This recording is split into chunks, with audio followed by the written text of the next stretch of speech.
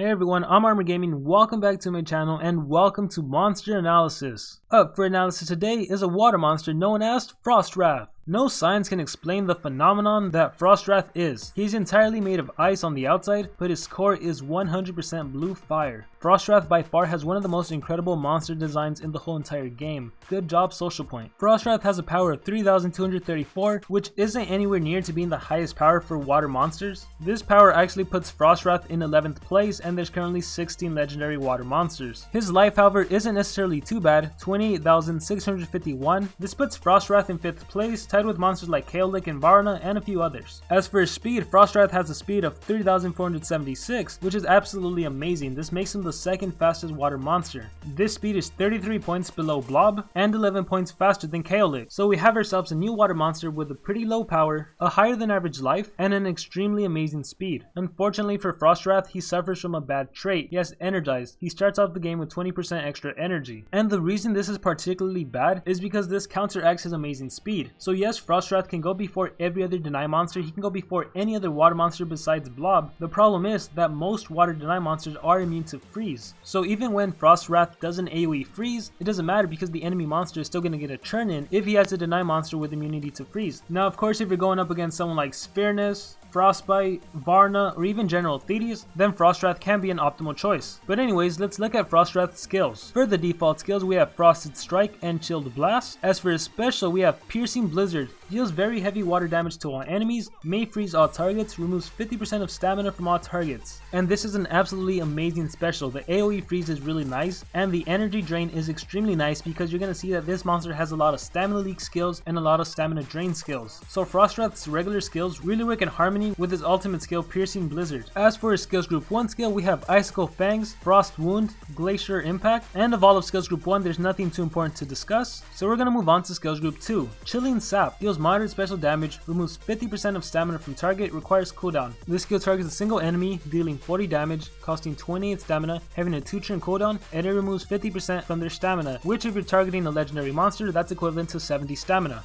This is a skill you might potentially want to run. Next we have Cold Fusion, deals low special damage to all enemies, applies stamina leak to all targets, applies stamina regeneration to all allies, requires cooldown. So it's an AoE that deals 20 damage, costs 39 stamina, has a 3-turn cooldown. It gives the whole enemy team a stamina leak, while giving your whole team energy regeneration. Think of this as an upgraded version of Varna's skill. Varna has an AoE stamina leak that gives himself stamina regeneration, while Frostwrath takes it one step further and gives his whole team stamina regeneration. Now stamina leak will remove 15% of the enemy's stamina for the following 3 turns, and 15% of your typical legendary monster, that's 20 stamina every turn. As for your team recovering 20% of your stamina, you're going to be recovering 27 stamina. At least that's what the game gives you. And Cold Fusion is another skill you may or may not want to run. The following skill is called Arctic Crash. Deals moderate damage, 50% chance of freezing target, 50% chance of dazing target, requires cooldown. You target a single enemy, you deal 45 damage, it costs 27 stamina, it has a 1-turn cooldown, and you have a 50% chance to freeze in daze. I am not a big fan of any skill that's 50% chance to do anything, so I really wouldn't recommend this skill. So from skills group 2, 2 noteworthy skills are Chilling Zap and Cold Fusion.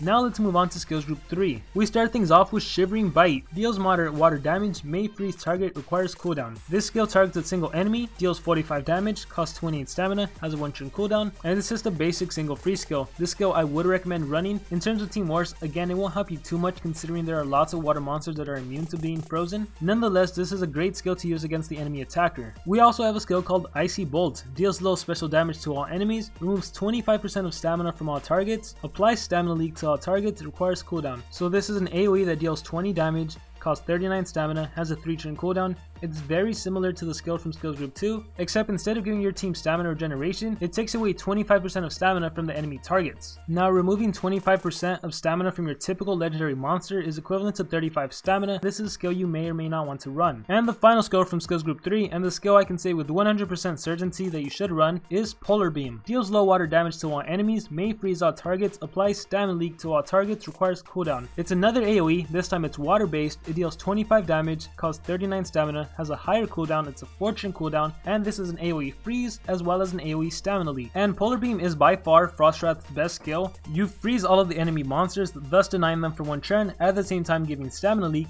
meaning they're going to lose 20 stamina points. So if you start the game off with Polar Beam, which you should, you're going to freeze all of the enemy monsters and give them stamina leak, and then you follow that off with Icy Bolt, Well, let's take a look at what happens. With AoE freeze, you're going to deny all of the enemy monsters for one turn. At the same time, you're going to give them stamina leak, which means when it's their turn, they're going to be frozen and lose 20 stamina points. So your typical legendary monster starts off with 140 stamina points, they're going to lose 20, which will leave them at 120 stamina points. On your following turn with Frostwrath, you're going to use Icy Bolt. Icy Bolt will reduce the enemy monster stamina by an initial 25%, which is equal to 35 points, which will leave them at 85 stamina points. And when it's their turn again, they're going to lose another 15% stamina due to stamina leak, which by the way will be refreshed. Nonetheless, they're going to be down to 65 stamina points, which means the enemy monsters are still going to be left with enough stamina to get 1 or 2 attacks in.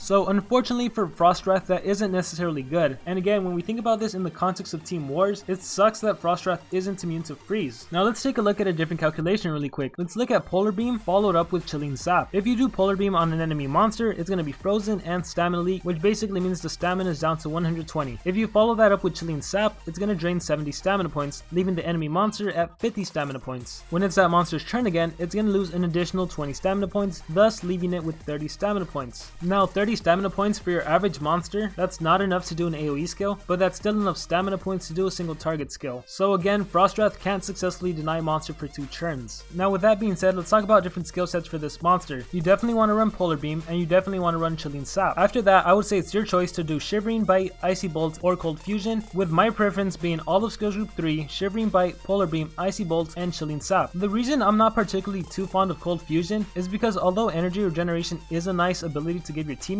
I don't think it's going to be needed in an actual battle. I think it's more advantageous to take advantage of Frostwrath's stamina leak abilities, so you want to run skills that drain even more stamina, and Shivering Bite is just to have that 1 cooldown free skill in case you need it. And I usually don't recommend running 3 AoE skills because for me I find it such a waste. If you were to start off the game with Polar Beam and follow it up with Icy Bolts, if on your 3rd turn with Frostwrath there are still 3 enemy monsters alive, then you gotta get yourself a new attacker. But again, the only 2 skills I can say that are definitely worth using are Polar Beam and Chilling Zap. Feel free to pick your 2 favorites of Shivering Bite, Icy Bolt, and Cold Fusion. As for what runes to use on this monster, he is of course a deny monster, so you want to go all speed runes. Now as far as how good is this monster in Team Wars, I'm actually going to go ahead and say he's not that very good, and it all has to do with him not being immune to freeze, which really sucks. And yes, we can look at another monster who isn't immune to freeze who also has energized Frostbite and say, well, why is he so good but not Frostwrath? The problem with Frostwrath is that he can't successfully deny a water monster because they're immune to freeze, and the only deny skill that Frostwrath has is his freeze skill. Frostbite on the other hand has a 100% stamina drain, heck he has 2 100% stamina drain skills, so he's on a different level. Frostwrath unfortunately can't do that. Now I did mention early on there are certain monsters that if the enemy has on defense, you can definitely use Frostwrath. Examples of that are monsters that aren't immune to freeze. If the enemy has a Varna on defense, a Sphereness, a Frostbite, all of those monsters are slower than Frostwrath and aren't immune to freeze, so you can totally start off the game with AoE freeze and you're good to go. However, if for defense the enemy has Kale Lick or Cabin Fish, then you're gonna have to find yourself another water monster to use. And with all that being said, that is gonna conclude my analysis on Frostwrath. Overall, I really do like this monster. I think he has one of the most amazing designs in the game, but now I want to hear from all of you. What do you guys think about Frostwrath? Do you think he's worth getting? Do you think he has the potential to be one of the top water monsters, or do you think he's not that good? Be sure to let me know in the comments below, and also be sure to let me know who you want me to analyze next. With all that being said, I hope everyone has a great day or a great night. Remember to dream big and pursue your passions.